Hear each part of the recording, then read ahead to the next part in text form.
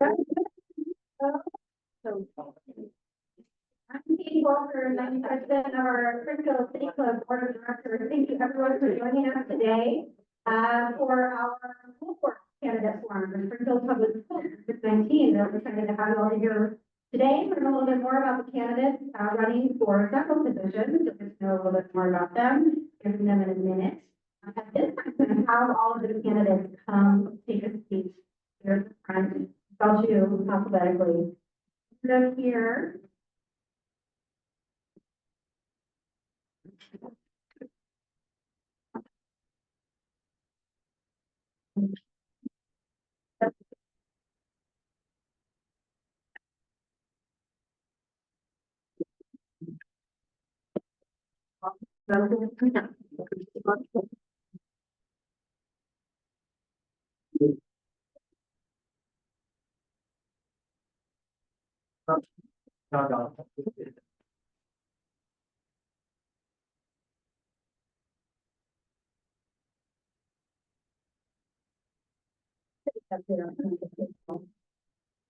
And you guys like each other.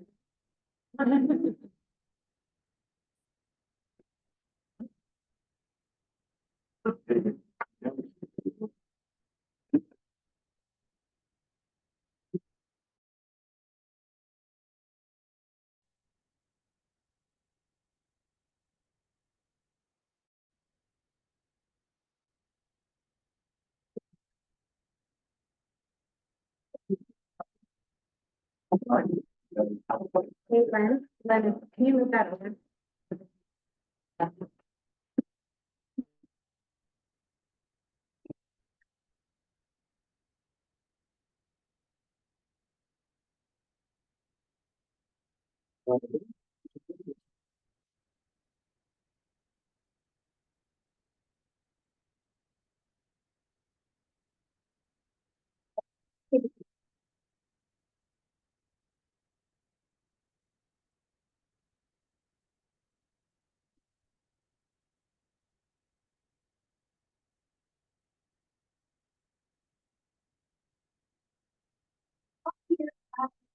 Again, thank you for coming today. Welcome everyone. Springfield City Club. Thank you for your participation, for your membership, your engagement in the community. In just a minute, I'm going to turn the mic over to Len Goodwin, Secretary of He's going to walk us through what the and then we're very thankful to partner with the League of Women Voters on today's candidate forum and Paula Versace, who is former chair of the Voter Services Committee, is going to be moderating our panel today. There are a couple of sheets on your tables if you have questions that you would like Paula to consider asking the candidates during the forum today. Please go ahead and fill those out, and our board members will be coming around and collecting those throughout the program too. Go ahead and fill those in as we go, and let's go ahead and get started. Thank you, Paige. I don't need my. Anyway, the forum is fairly straightforward and simple. Each candidate will have 2 minutes. Opening statement. Mike, please. I'm sorry. Use the microphone. No. Each candidate will have 2 minutes to make an opening statement. We have one of our board members sitting in the audience here, right here, who has time cards that indicate time. Those statements will be made in alphabetical order. Then we will move to questions. We will move in alphabetical order as well, shifting one each time. Brew will get the first question. Amber will get the second question. So each candidate will have 1 minute. There will be no rebuttal. When we finish questioning, then each candidate will have 1 minute to make a closing statement. The forum is scheduled to go at least 60 minutes. It may run as long as 90 if it's continued interest and continued questions. If people in the audience have questions they wish to submit, pages indicated, please give them to a member of the board who will ask them to the moderator who will sort them out and with that, without further ado, I will call Paula and then we begin. Can you hear me okay? No. Everybody hear me okay? Not really. Oh, it's gotta really far. Can everybody hear me now? Yeah.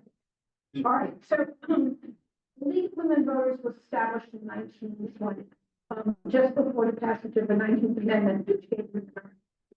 Its purpose was to help register and educate the vast number of new voters joining. Registering and educating voters, according to the list force and protecting rights, has continued to be our mandate since. One, voters who stand up and advocate for what they believe in is one of the most important. Today's event demonstrates that. Thank you. So we are going to start now with the opening statements, and as you guys want to stand to do this, or do you want to stay? Do I need to stand to the opening statements and then you can sit down?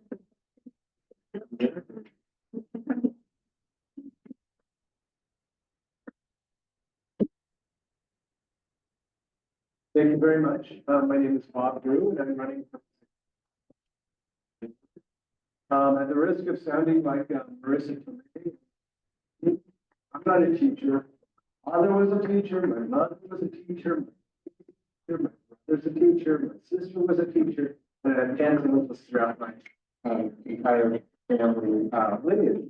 I'm a graduate of Springfield High School. I was kind of a black sheep of the family. I ended up being a finance. So I had the opportunity to serve the state of Oregon as State Brown's budget manager. I was the budget manager for the city of Springfield, budget manager for the Eugene Airport. Later, I became the director of the Oregon Student Access Commission, where I administered all the financial aid programs for the state of Oregon, student financial aid program, and was later the assistant executive director for the Higher Education Coordinating Commission. I'm running for this position because I believe that I can bring a balanced view of balancing the needs of students, faculty, and the citizens of Springfield, and experience to do this.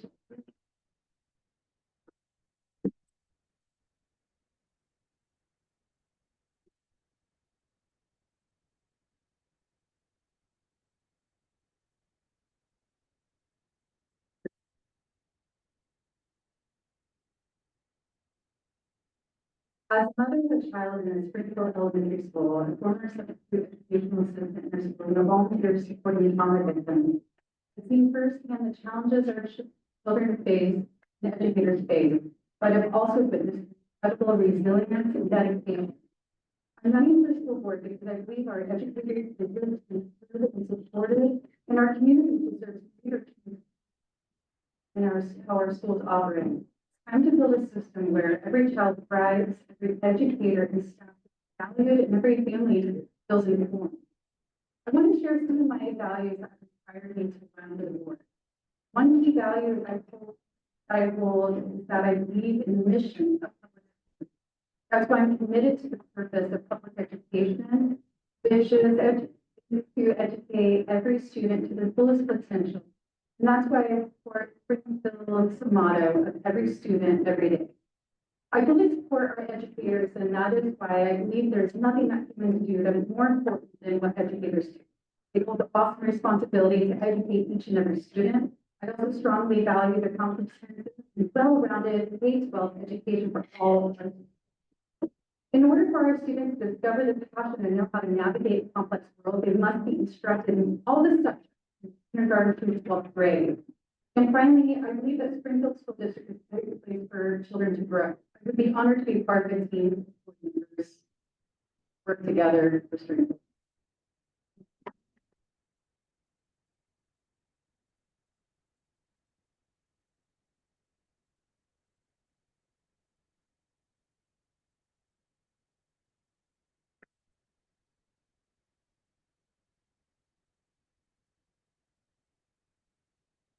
Well, good afternoon. My name is Johnathan Light, and I'm running for. First of all, I would like to thank both City Club, Springfield City Club, and the league for putting this together, support work, and big opportunity. So we have amazing students in Springfield, representing an array of diverse communities within the district. But as successful as we are with many of us, there are still many who fail and end up either not graduating or leaving. And I think we need to figure out 20 years of experience in education have informed me on how we can do better. As a former business owner, I served in the Springfield Commerce Education Committee. Community member, I was on various committees within the district, and 15 years as a teacher. Now, as I approach my 20th year of service as a Springfield School Board, I am convinced more than ever that not only can we do better, we must do better. So what does doing better look like? We must create a safe and respectful learning environment for families. We must honor all students and especially student differences. We must have a curriculum that engages every student with relevance that makes learning both meaningful and joyful. But perhaps most importantly, we as board members must be willing to listen. Listen to our students, listen to our families, listen to our staff, listen to our business community, and then listen to our board members are elected to represent different stakeholders in designing a system that works for our students. To that end, we must listen to our constituents and with them to create the type of school. Thank you so much.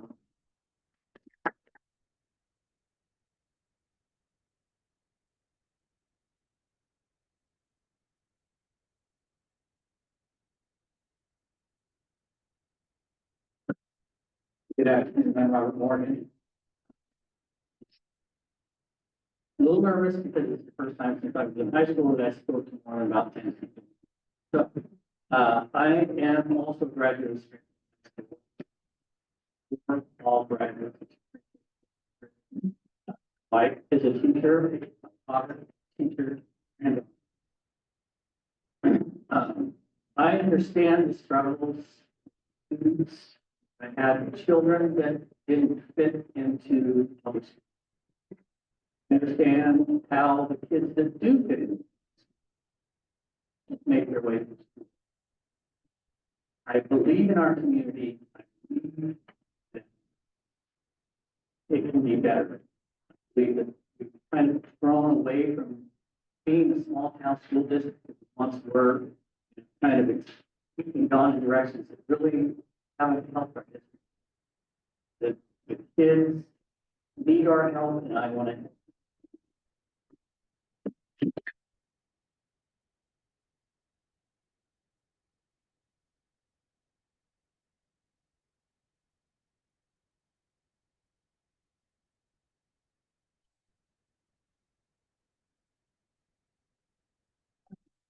Hi, everyone. Y'all probably are trying to figure out how to pronounce my last name. It's Quaas-Anna, then croissant, and kind of go from there. Right? So my name is Heather Quaas-Anna. I'm running for Springfield School Board position 2. I was appointed to that position at the beginning of the school year. I'm looking to keep that position. I'm not just a candidate. I'm a parent of 3 teenagers in 3 different schools here in Springfield. It's a lot every day. So I understand the challenges that families, the students, and educators face. As a former teacher, and so having the experience of in the profession and choosing to get out of it, we have a little bit of an interesting insight. I spent my career in this community advocating for the in-house, creating workforce development programs, and ensuring that diverse voices are heard. I believe that strong schools build strong communities, and every student deserves a safe, inclusive, and high-quality education. That's why I'm proud to be endorsed by the Oregon Education Association, the Democratic Party of Lane County, the Springfield Education Association, Next Up Action Fund, the Latino Action Fund, Mayor Sean Van Born, and many others who share this vision. Our school needs leaders who are going to listen, collaborate, and act in the best interest of students and families and educators. The election isn't just about policy. It's about the future that we want for our kids. And as a parent and community advocate, I'm ready to do the work.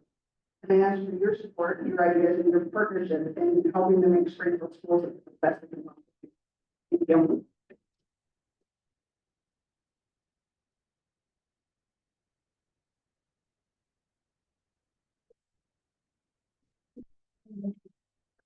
You're going to start with the question now, and then there's Mr. Brew. The question is, if elected, what are your three top?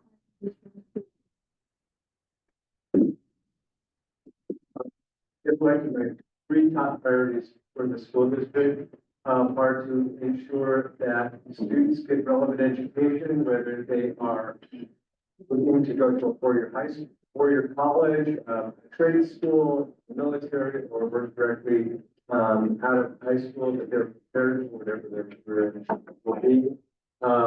My second goal is to ensure that problems are dealt with upstream. By that I mean, if we have high school seniors that are having a difficult time reading, we need to be looking at kindergarten and first grade. And my third is to address bullying and behavior issues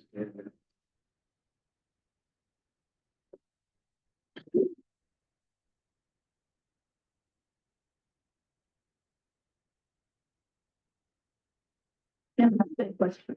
Okay. What are the top three here? Yeah, too many different things. There's a wonderful school we have. My top three would be a well-rounded education.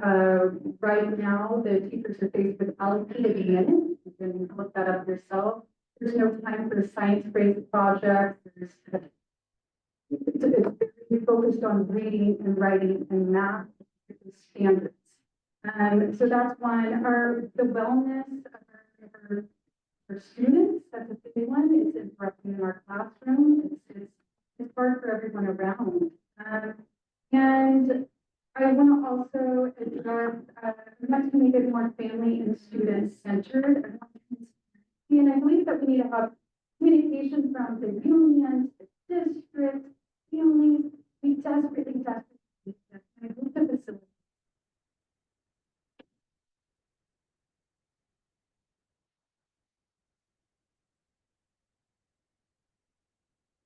In my conversations with staff and community members, the topic that continues to come up is student behavior.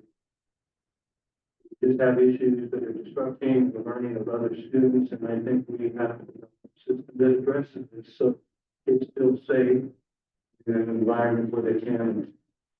My second, which is sort of coupled to that, is the overall mental. But not just students, our staff also. It's a very rigorous job to be a teacher and staff, and so I'd like to see what we can do to address it. And then finally, again, I said it before, but I think as a board, we need to listen. Community, we need to listen to our college about the university, and find out, what the pulse of the community is, what they like.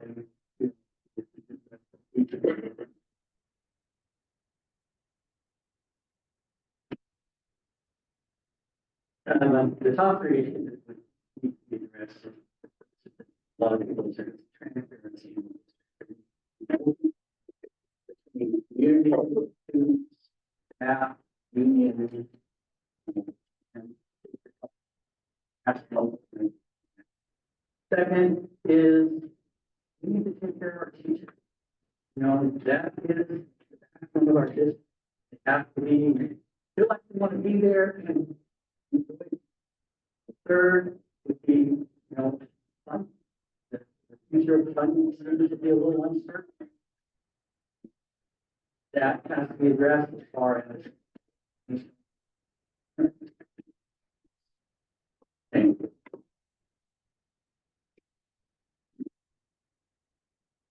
So my top three priorities, the first one would be supporting students that all students deserve access to a high quality education regardless of their background, ability, or socioeconomic status. I think this includes creating policies and ensuring that we have the resources for inclusive learning environments and support for diverse students, including mental health needs, and career pathways. Not every kiddo wants to go to a four-year university. Make sure that we have strong support there. Second one, supporting educators and staff. I think the teachers are the backbone of our school, that we don't have teachers. All of us can probably remember how it was during the pandemic when teachers started trying to teach. But we're going to try to do a teacher job. I don't want to do that. We need to support our teachers.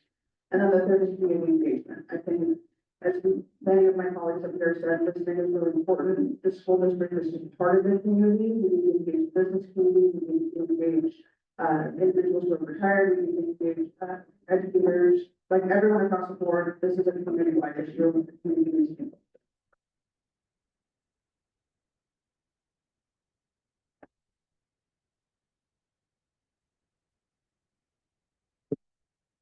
All right, the next question is, are there any political changes?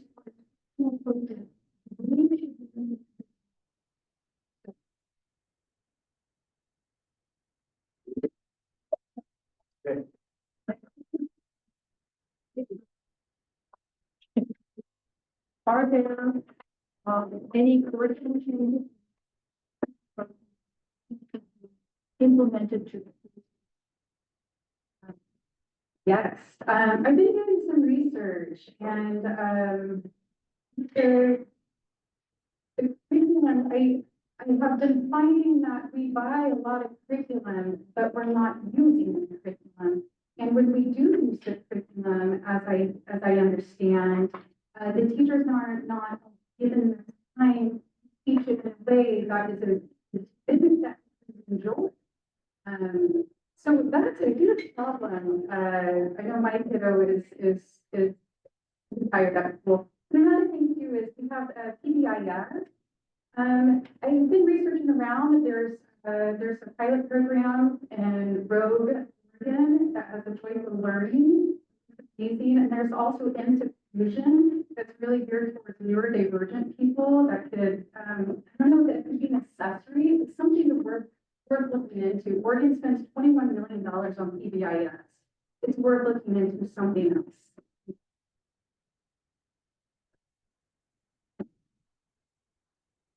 The district's mantra is every child, every day, which basically to me says personalized education. Our system still is largely here to treat all students the same. So I think that we really need to look at expanding the curriculum. The system of assessment is narrowed the curriculum to really two subject areas, language arts. Everything else falls by the wayside. And I think that we really need to address that and make sure that we really do that.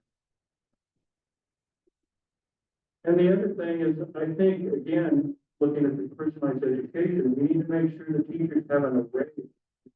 We can still be making these singular curriculum choices, assuming, I guess, that that's going to work for every student. And the data doesn't.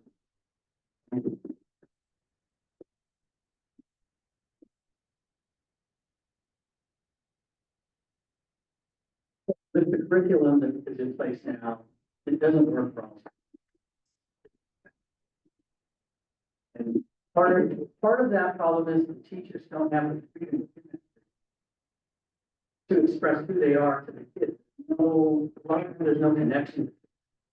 The teacher thinks it's so, I don't know, robotic in the teaching methods that they use.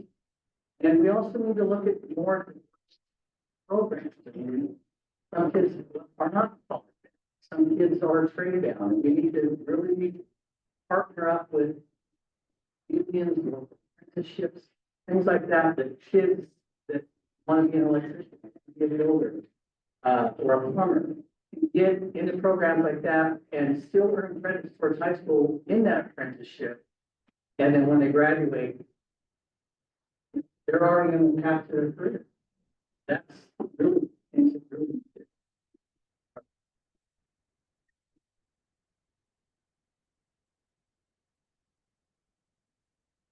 Everything up here. know that we're often teaching to a test. We have the state assessments that are required, we have, ongoing assessments that occur in every school, essentially on a weekly basis, and a lot of times it does feel like the kids are they're just learning, quote unquote, learning to take a test. And that's not how the real world works. I haven't taken a test in 30 years, and I don't anticipate needing to take one anytime soon. So I think it's really important that we figure out ways to get kids engaged and make them passionate about school again, whether that be figuring out how do they learn. Is it something that they need to listen to? Is it something that they want to do hands-on? Is it something that they need to go watch? Like, how do we get kids more engaged and more passionate about education? And I think allowing the teachers the freedom to learn what their kids need education-wise and like how their learning style is and matching that with different options for the curriculum, I think that's what's important.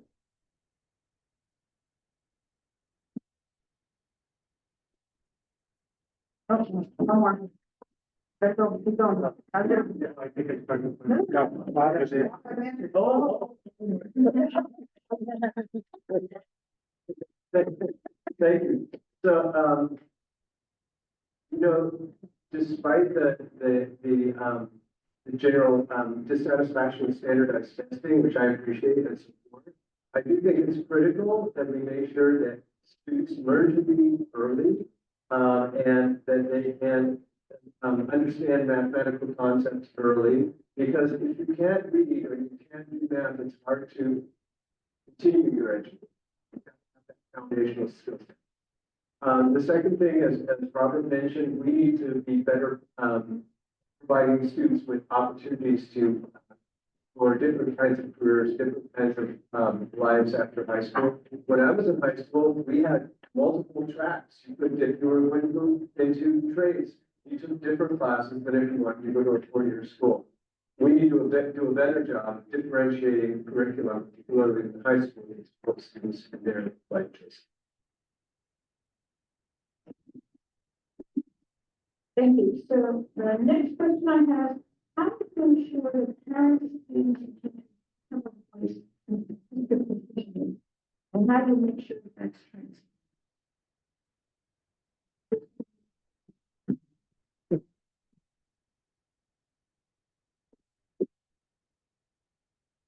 Let me make sure that I hear the question correctly. How it involves families. Parents, students, teachers, developing those voices. Yeah, I'm just a big believer in listening. We don't currently have mechanisms in place other than public comment. Talk with the board about concerns, opportunities. So, I mean, there's surveys, listening sessions, focus groups, there's a variety of means. But in my experience, to make these happen, they have to be structured into the system. Lives and our busy lives. Families are key. Have to be included. And we have to listen to teachers. They're doing the work and say, how can we do better?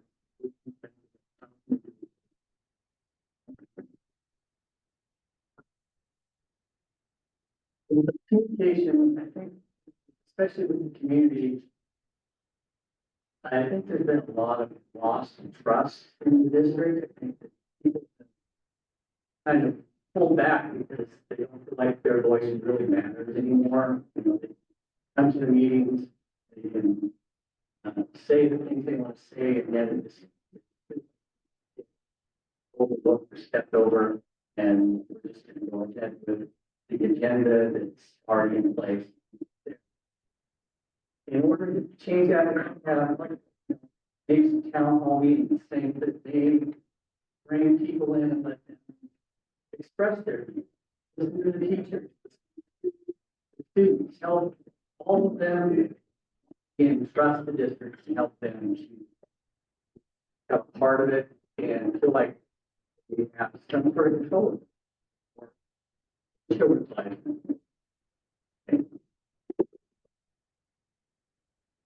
So in my professional world, we center living and everything that we do.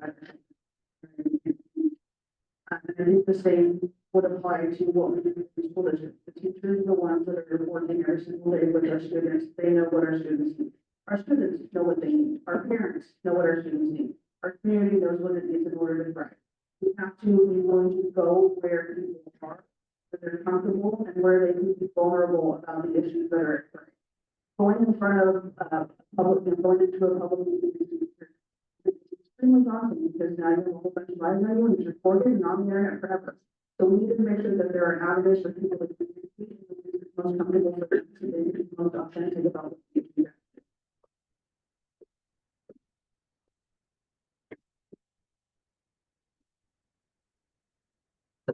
In addition to what's already been said, I think as it's critical to listen to the voices of parents and families and educators and professionals, I think it's also important for the school board to be more transparent about why they're making the decisions, why they're doing things the way they're doing them. It's not, communication is never just one street. And I think that the school board and the administration.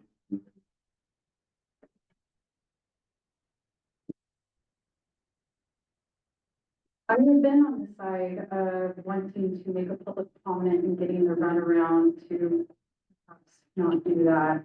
I have gotten in contact, I've had meetings with Heather here, I've had meetings with Johnathan here, and I have yet to meet with Ken and Nicole, and I've met with the IT director. I'm really trying to reach out because I am concerned, and I felt like someone's tried to shut me down before, and that's kind of what I'm hearing.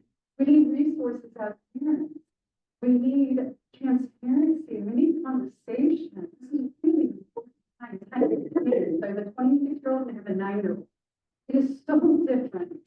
And I really want to be there to facilitate the next generation, give them the tools. We need to do that in our public education, to get that out to the parents. I think that would be good.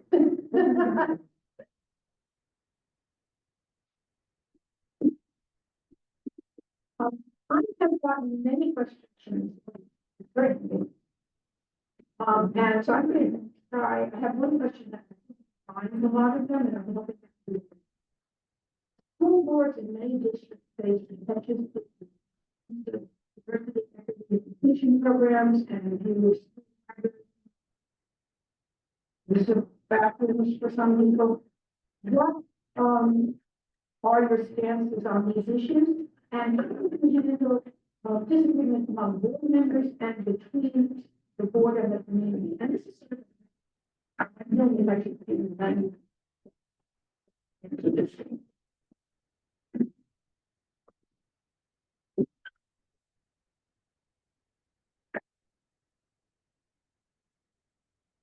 Okay, so we're just gonna lay it out there. Every person is different. I'm different, you're different. We all have different feelings inside. I don't know what you're struggling with, and you don't know what I'm struggling with. And if we start setting guidelines for kids and making them, follow what we deem to be the standard of humanity, we're losing them.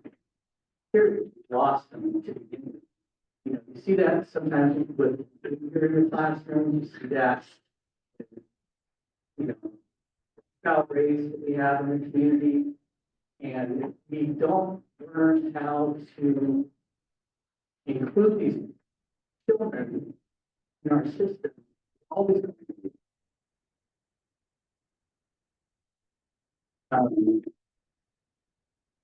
that's hard because sometimes I don't necessarily believe in one thing. It's not my choice to tell somebody else how to live it.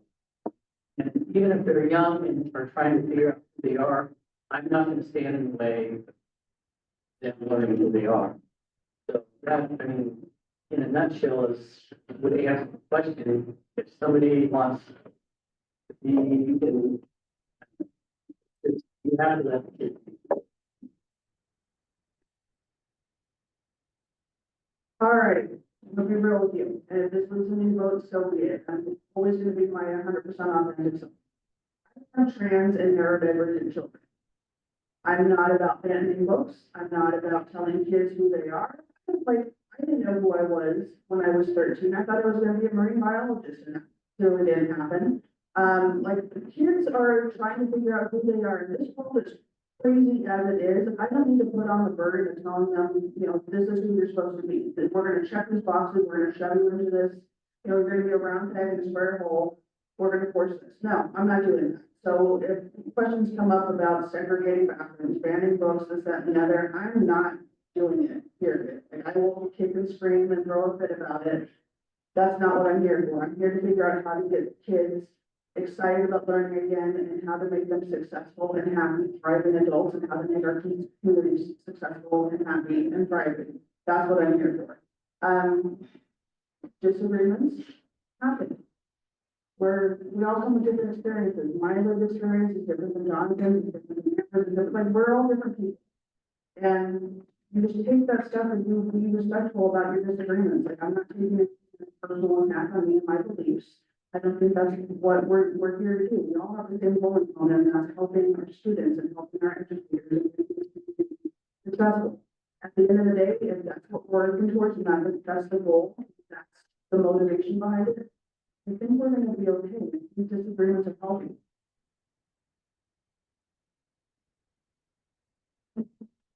Thank you. No surprise here, I've been mentioned frequently, most of them are already spoken. I'm a big supporter of the parental voice.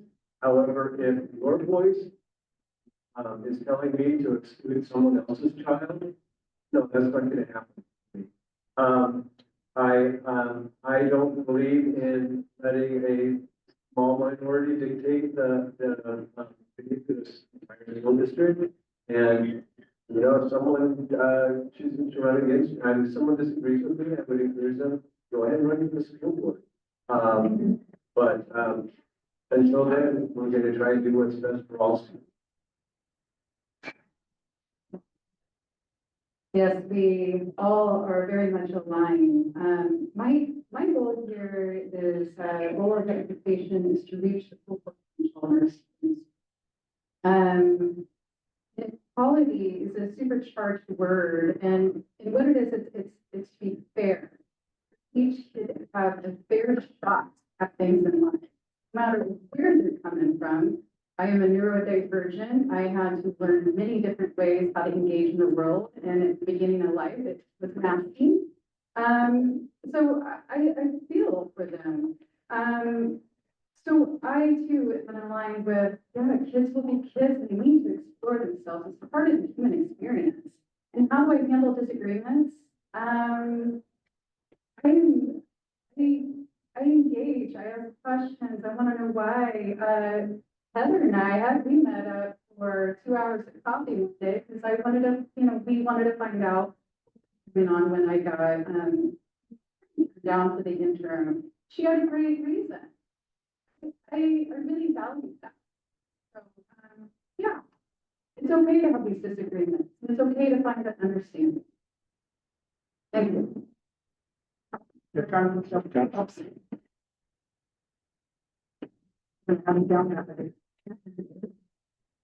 Well, in my many years of work,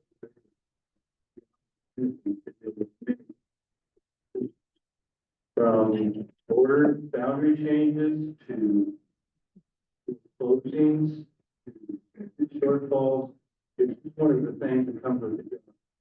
One common denominator is to sit down, transparent conversations, listen to everybody. You won't agree, but at least you're listening and you're trying to let them know what you're. So I think, as it said, the candidates here, we owe our students the ability to be prepared when they get out of our school. So in that regard, I think the one thing that we can do and should do is teach students how to critically think, how to discern fact and fiction, social media. And I think that's going to become ever more important to to build these skills into our students. So again, we have to be strategic, we have to be purposeful in doing it.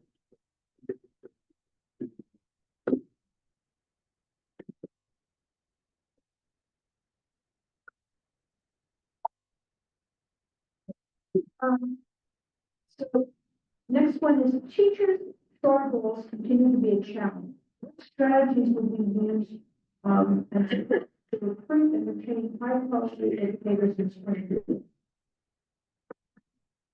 Do I get that first? Can you get that ball?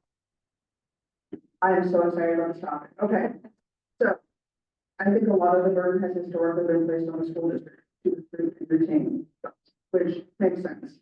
We need to ensure we're paying a living wage, we need to make sure that we have great benefits, we can have opportunities for continuing education, all those things are important. But guess what? The school district doesn't control housing. The school district doesn't control what the neighborhood is like. They don't control a lot of the things that are associated with the routine, the recruiting and retaining of people. So we work with our community partners. We work with the Chamber of Commerce, so if there's a spouse that is coming with a teacher, they can help them find a job. We need to work with the housing, so, the housing department and, realtors and landlords and all of those stuff to make sure that people actually have a place to live when they move over here and that they can keep their housing when they move over here. We have a 3% vacancy rate in Lake County. It's ridiculous. You can't find housing, we can't recruit, retain people, they have no place to live. So it needs to be, something that we're coming out from multiple angles and not just.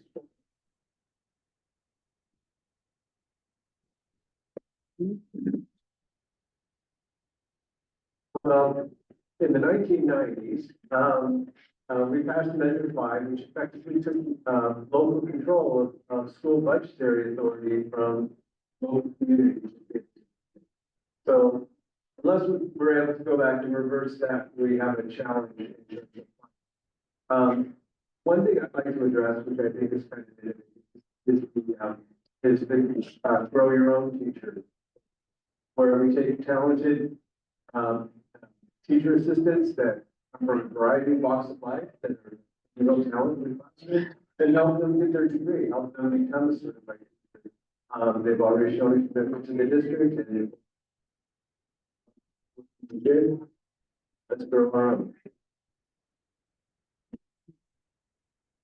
I'm a very resourceful person. I feel like that's one of my superpowers. And I was thinking on how to assist teachers during their burnout and how they are feeling in the classrooms. And I reached out to the Trauma Healing Project, and they're doing work with educators in burnout.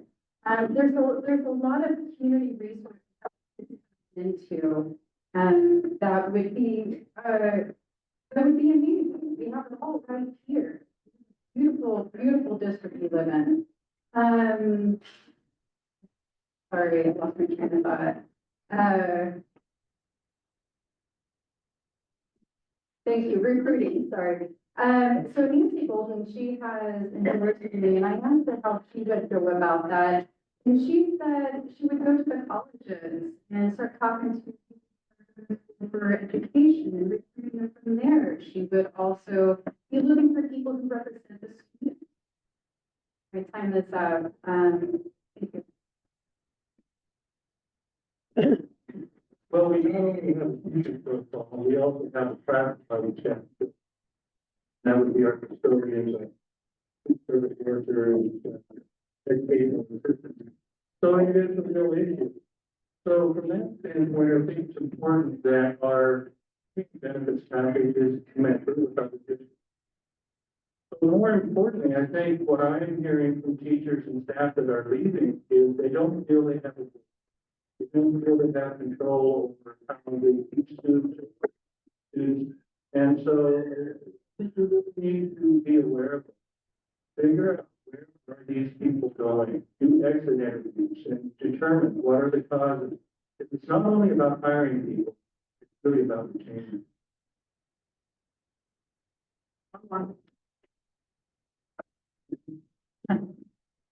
As I mentioned earlier, my wife, a lot of teachers. We lost her, and because because she didn't feel important and she was overwhelmed with the amount of structured work she had to do. in the classroom. She told me she couldn't be a teacher in Springfield and be a parent. My wife tells me that her burnout comes from overstructure. She's a teacher, and she needs freedom to learn from these kids what they need so that she can get better. As far as recruiting, Bob has said it, we have a gold line in our school district. You know, several who graduated from Springfield High School are persons that were went through got teaching certificates and couldn't get in there.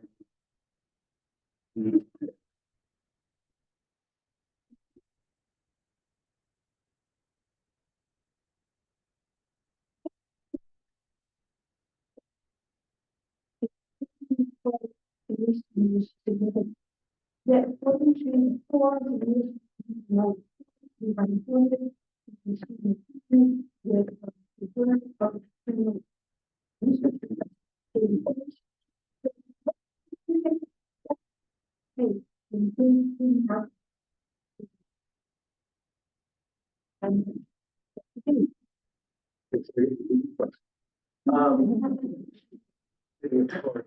So I think the first thing we need to do is, I'm familiar with this report, so I would need to do more research, and I think, we need to really explore where we're failing, how we're being measured, whether those measures some level was, and if so, how do we address them? Every school is different, every classroom is different, so we may have multiple, opportunities to address the issue.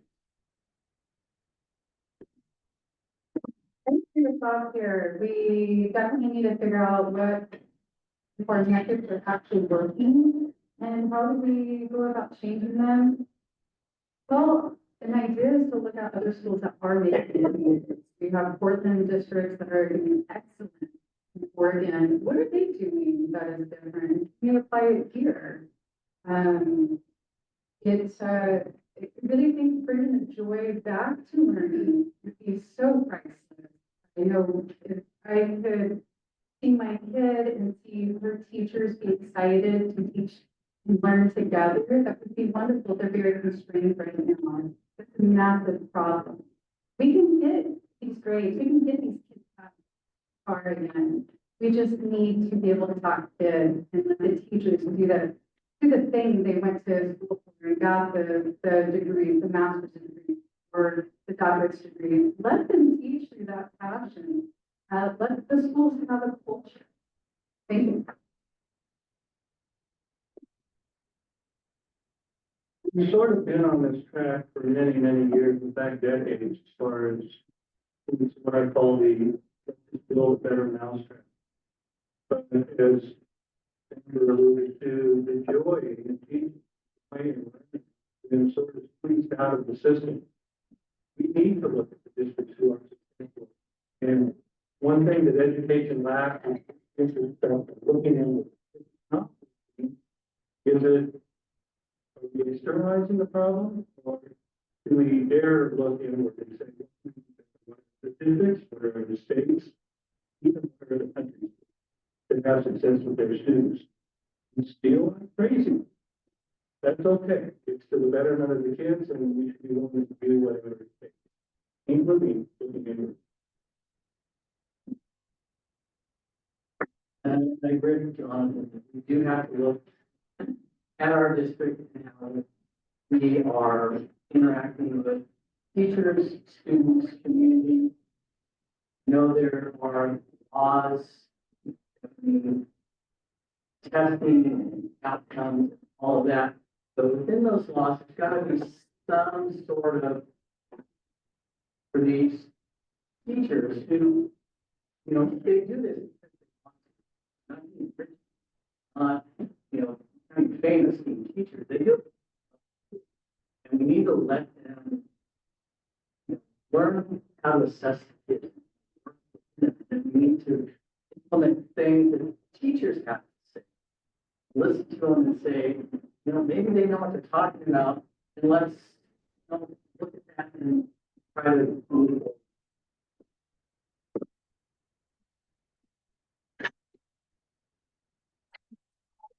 Decades in the making, and it's not something that we're gonna just overnight. It's gonna take a lot of work, it's gonna take a lot of time, it's gonna take a lot of innovation. And we have to do things different. We have to look at the way we educate students different. They're growing up in a time where they have information at their fingertips, and it takes them seconds to get information. So teaching them critical thinking skills is going to be important, so they can actually differentiate between what is truth and what is fiction online when they're looking at it. I think we need to be creative and resourceful, figure out how do students want to learn and give them the tools to do so that way. If it's, you know, and a lot of my colleagues here have said, like, we need to look at who is the lessons learned from the districts and other states and for our state that are actually doing it and see what they're doing and copy that. Plagiarism is weirdly okay, apparently, at this point. So I think that's what we need to do, like, figure out who is successful at this and let's make that happen. And if it's like, don't be afraid to take risks. Don't be afraid to take chances. And these are our kids we're talking about. They deserve the best.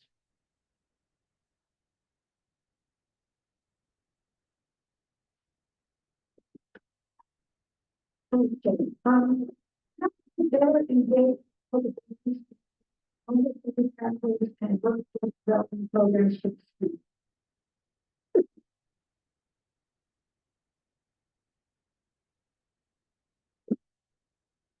Yes. How can we build better pathways? I think going to businesses in our community and asking exactly what it is that they need from the students that are coming into the workforce. Our job as board members are to get the children ready for post-secondary education, for the workforce, and for life. And we need to reach out and have communication with them. And I have been reaching out, and the thing I hear over and over is they wanted children to come out with critical thinking. And right now, with so much technology, I feel like we're losing our kids a bit. So we need to adjust ourselves, get ourselves in line with the workforce, the life that these kids need to lead, and go with that. Thank you very much.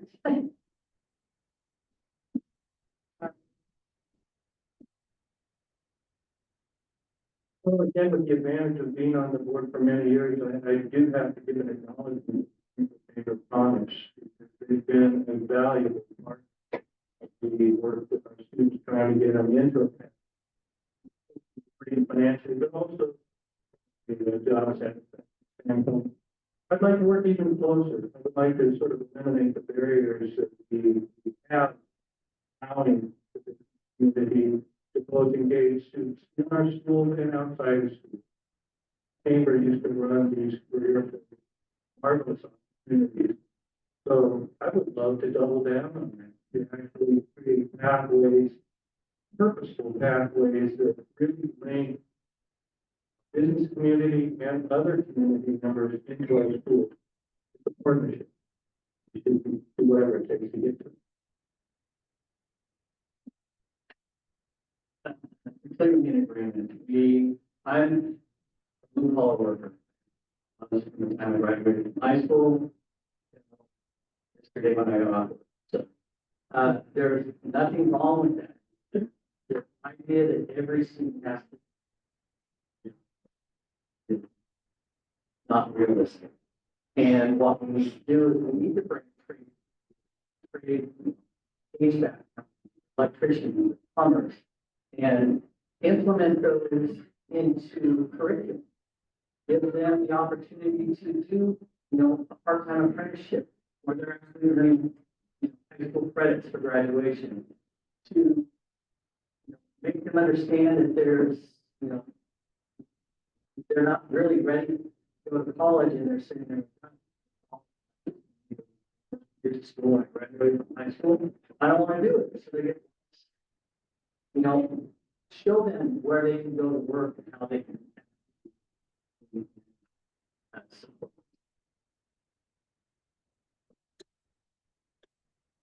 often wait until kids are in high school before they start talking to them about what their options are. And I think we really reach the business community way earlier in terms of connecting students with local businesses, organizations that are basically making the community run. Get kids involved in elementary site tours, have people come and talk about their professions and what it excites, what motivates them every single day to do this job. Have interns at the junior high. Kids are more than capable nowadays of doing tons of stuff. Junior high can do social media, and it's probably going to be awesome. One of my older kids is a junior at 83, and he's doing his internship right now.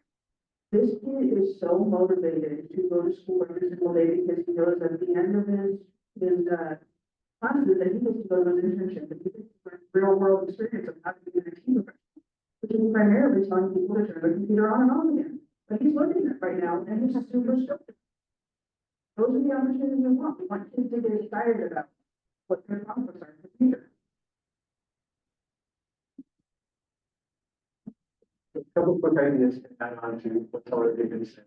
I think we can do a better job partnering with the community colleges and the unionized trades to enable students to get their coursework required for their apprenticeships and some of their skill work at the community college. Even if the high school can afford the equipment that they would need, they can partner with the community college to do that. We should be doing that. The other thing is, from a policy level, when I was in high school, there were a lot of great programs that gave businesses subsidies to hire students in high school, so that the student got job experience, and the business received a small financial benefit for taking a chance on high school. So I'd love to see those programs.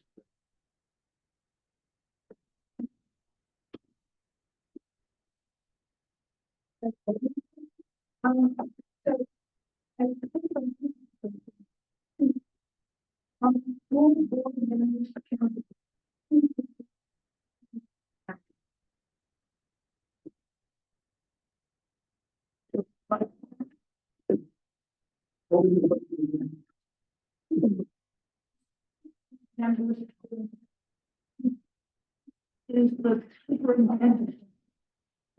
That's a great question. School board members are actually accountable to their community, the people that elected them. And therefore, this talk of transparency and communication two-way. When we communicate, is really important. Ultimately, the superintendent answers to the school. We liken it to any board of directors in their CEO. And take some terminology, the superintendent is a. So what needs to happen, I think, is to allow the board more time to have meaningful, deep conversations. Once we listen to our community, and that's a broad term for teachers, students, I think, that have a stake in this, and then design a system. It's okay to take risks. We know what doesn't. We've been doing it for 20 years. So let's take a risk and do some things. We don't know how they'll turn out. It's actually quite a bit of data. It says a different direction. Thank you. I mean, it's just plain simple. You're elected to the school board. Constituency is the group you can, control. What you do, what you allow, where they can do, and what you want. And then is accountability. You have the power to hire and or fire. You need to keep all of that stuff in mind.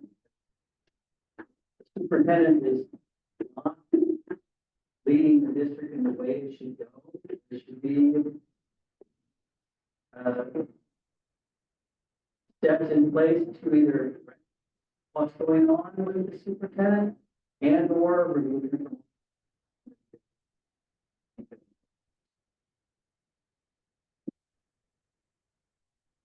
I think we're all going to have the same answer in terms of like the facts of the matter. everyone in this room, everyone that votes, everyone that doesn't vote, anyone that's in this community, students, teachers, other faculty, business owners, et cetera, everyone in Springfield, everyone honestly in Lynn County, this is who we are responding to. These are the folks that are in charge of what we do as, it is a volunteer position. We're not doing this because we're making millions of dollars. We're doing this for the love of our students, for the love of learning, for the love of improving our community. This is where I live. This is where my kids live and where they're growing up, and I want them to be happy all day, so not too far away from here.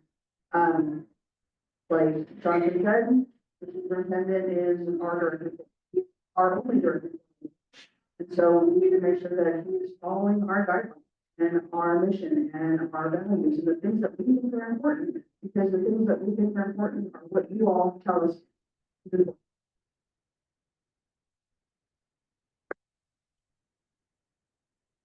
Yes, that's all technically true. However, I was sitting here thinking, you know, it's the students really that the administrator and the school board work for. If you're a student and it's not like a computer, it's like, well, we fixed your computer, oh, it's broken, all right, bring it back in. It's like each of these students have one chance to get a decent education. And if we screw up, they can't go back and do it over again. And so I think, well, legally, yes, the voters elect the school board is the administrator. In terms of ultimate responsibility, Yes, the ultimate responsibility is to the students, to the families. The students, when they grow up, they might be taking care of that family. It does affect, they're going to be the people that we see at the grocery store, the hospitals, at our banks. And we need to take this very seriously. We really need to have that line of communication. And we owe it to our community to do that. Yes, we overlook the superintendent and we help with the vision. We help guide the ship to where it needs to go. We need to take chances and it's important to get everyone's words in. Voices, it would be wonderful instead of having announcements to actually have maybe some underdogs come in and have a talk with them. Let's hear from them monthly. It would be very important to see what they need from us. Ultimately, we serve them.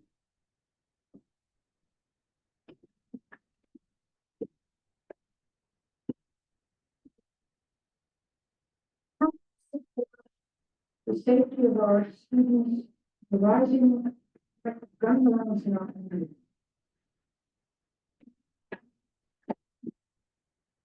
That one first. Yeah, thank you.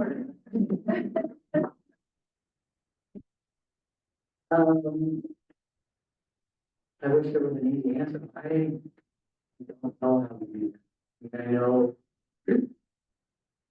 that when I was in school, I didn't have to do shoot.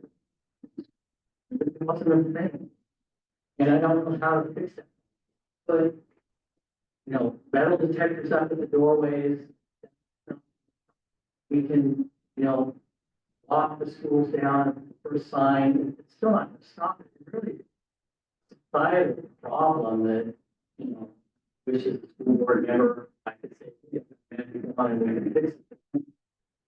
We don't. All we can do is teach our children and teach the teachers best that they can do in the God forbid, training for that.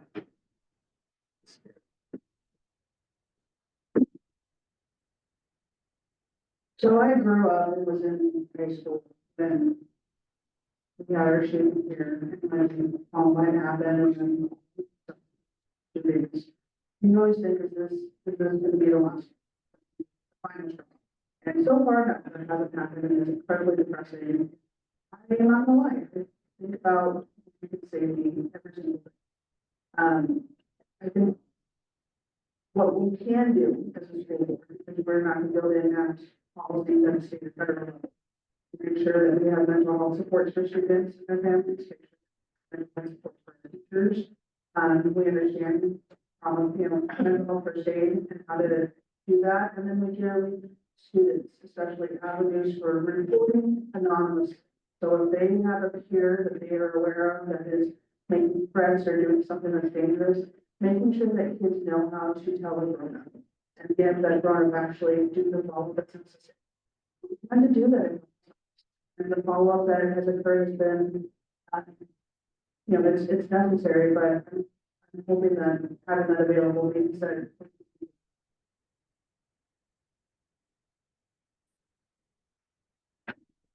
I don't know what to add beyond what's been said. I don't know how we can convince our children that school isn't prison when we work.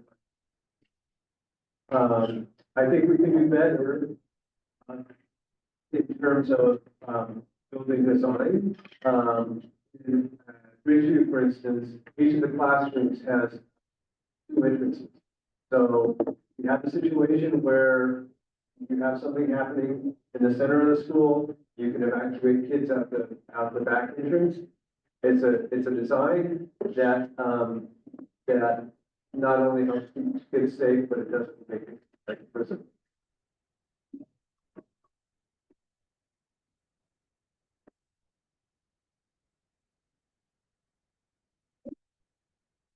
I'd like to experience the drill.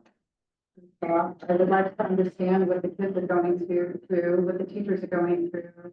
And I really think that because we've become a society that's a little dissociated, not tapping into the kids' nervous system as much as they need it. We are all occupied with our technology, we're occupied with their technology. We need resources for parents to hold on to, that they can have the conversations at home and be able to tap back into one another. And maybe that will resolve just a little something the next day. We owe this to our children to tap back in and to give resources with the mental health. We have a huge community that is ready. We just have to reach out and ask, how can we do this better? And can we get your help? Can we reach out to the Senior Citizen Center? Can we reach out to retired psychologists? Can they come and assist anywhere we can go? I think we can do so.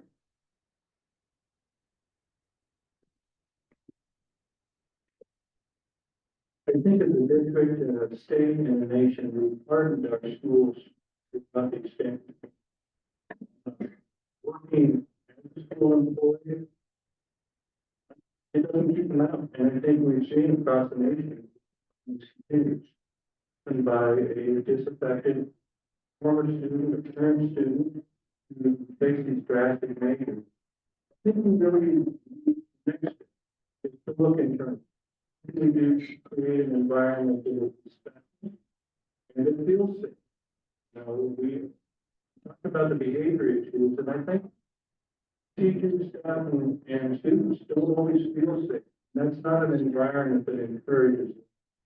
So I think we need to look at how might that look at the changes that we can make inside to make sure that students feel seen, feel listened to, and are maybe less prone to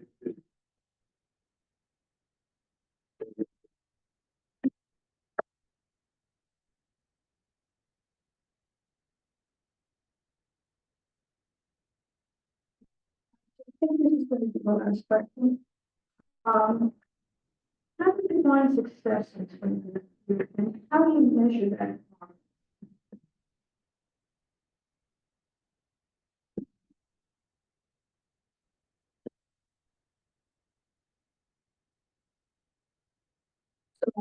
I could take a qualitative and a quantitative approach. We know right now we have about 70% students on average graduating. 40% of our students are probably not. Those are abysmal numbers, and I think that those can be improved. And that's really important to work with teachers and staff to see how we go relatively those numbers. Qualitatively, kids need to be excited about school. I think having kids, like the feedback from kids about is motivating them to get up and go to school every morning. How do we get them engaged? What do we need to do to make sure that, you know, this is something that they want? Because I don't know about all of you, I have teenagers and I can't force them to do anything. I want them to be excited to go to school, excited on their own. And I think that's one of the things that we can look at, are the exciting kids now. How do we keep that going? How do we keep them engaged?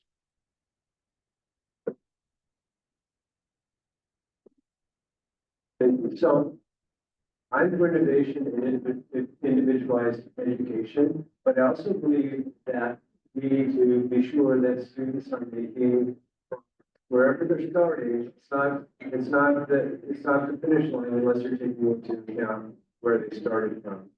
And for students that are, if we have a teacher that has students that are consistently not making progress, then we need to intervene and give them the support they need to make sure that their students can continue to progress. We can't just abandon students.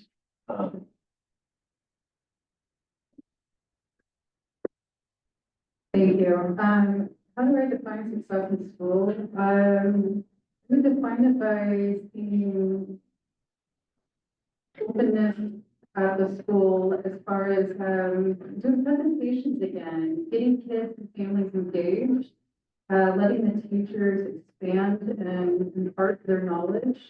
I think that would help with the attendance that we're seeing. The attendance level has decreased significantly, the graduation level significantly, as we know.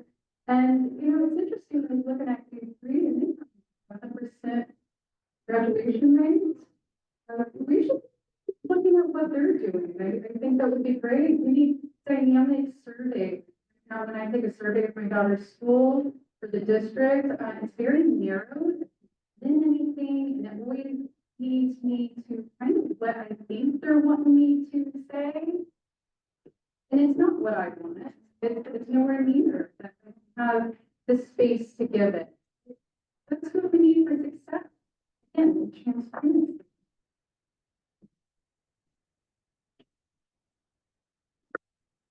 I think we have to do a better job of being aware of the issues, problems that students face, and be willing to grapple with them.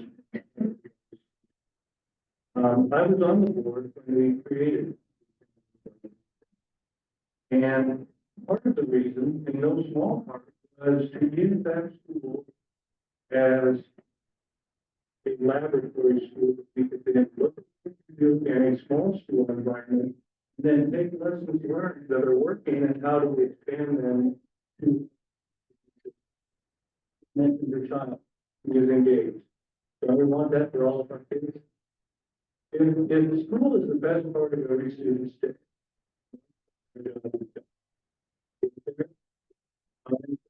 problem skills, dropout, etc. So that should be the focus. Make sure that our schools are inviting, safe, they want to be there, staff want to be there.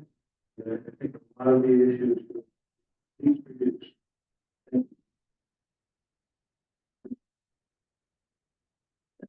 I agree with what Johnathan just said. I think you have to get the students engaged from the first time they walk through kindergartner. They need to be excited about school. And learn to listen to the kids and know them, as the teachers get to know them, and not just think everybody has to learn to read this way, has to do math this way. And to learn, teach them how, teaching, but let them learn how to learn. You're going to keep your kids, and they're going to be more excited about school and to go out and all of it. Absolutely. I don't know exactly how to do it, but I think it starts with the classrooms.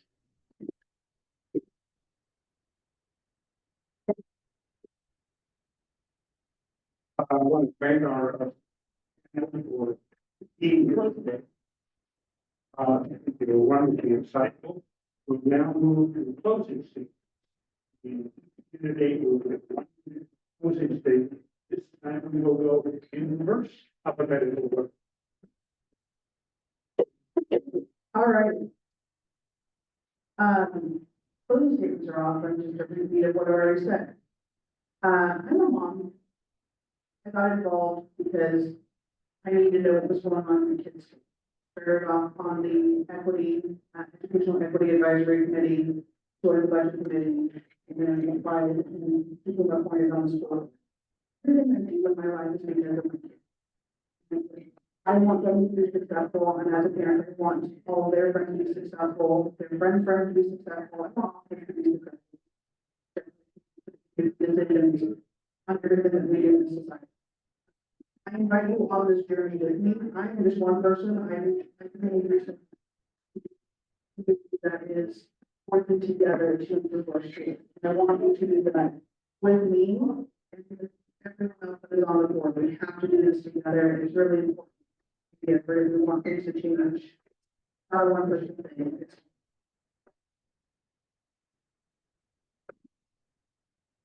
When my last child graduated from high school, I thought, oh, it's over.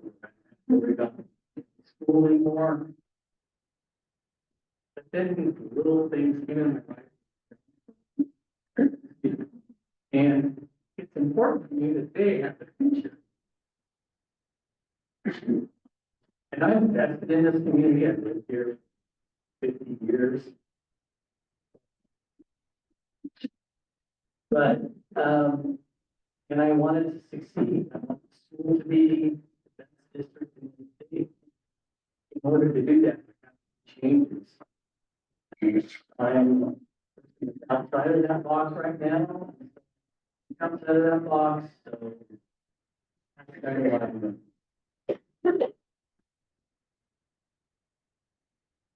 Well, again, I want to thank Springfield City Club and the Women Builders for putting on this forum. I think it's really important that we have groups and people being here. Education is a team sport.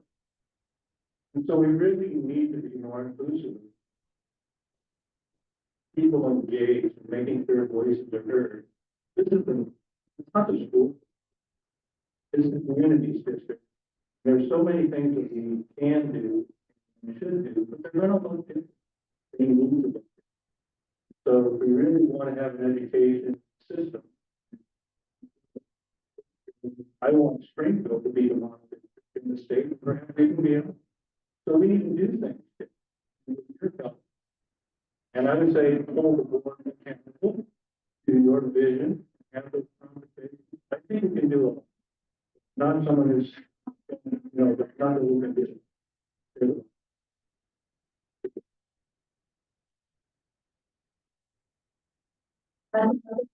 The child that is in the district right now, I got concerned about technology, so I joined a cohort with Common Sense Media. And I tried giving the resources to the getting out, and I realized along the journey that just how my daughter's education has been impacted since COVID. I'm in awe of the teachers and how they are able to support my daughter. They've been amazing. And I want to help move Springfield forward with everything I got. I will pursue every question. I will be open to meeting with anybody. Work together as a team, work together as a community. That's what we have. We have each other. And that's what matters. And we got to give it all to our kids. Thank you. Thank you. So I'm a terrible politician because what I'm going to tell you is the city of Springfield would be well served by anybody on this panel. They're all great. I was impressed with all of them. The school board is really the district's board of directors. And I think that any board of directors is stronger when you have series of viewpoints and ways of looking at problems. I think my strength is my financial background. Value that and that voice on your board and vote for me. So, thank you. Thank you all for attending. I'm sorry I didn't get to all your questions, but there were a large number of them. And I'm sure that anyone here who wants to ask any extra questions. And I'll turn it over. Couple of close the details. I think we should give our candidates a big round of applause.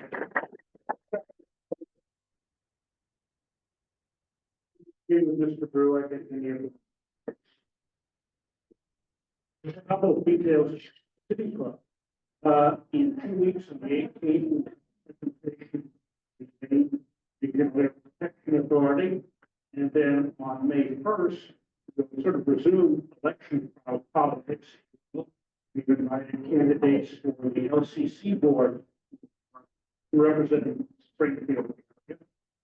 That comes up. One, if you want to be on our mailing list, sign on. If you give us an email address, there's a membership form on each table. Please sign it and fill it out, or you can go to our website and do that again. Thank you very much for attending today, and we will see you.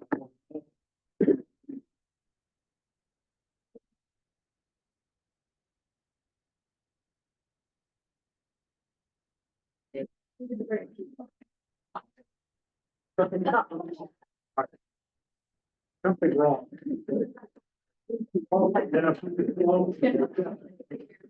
Yeah.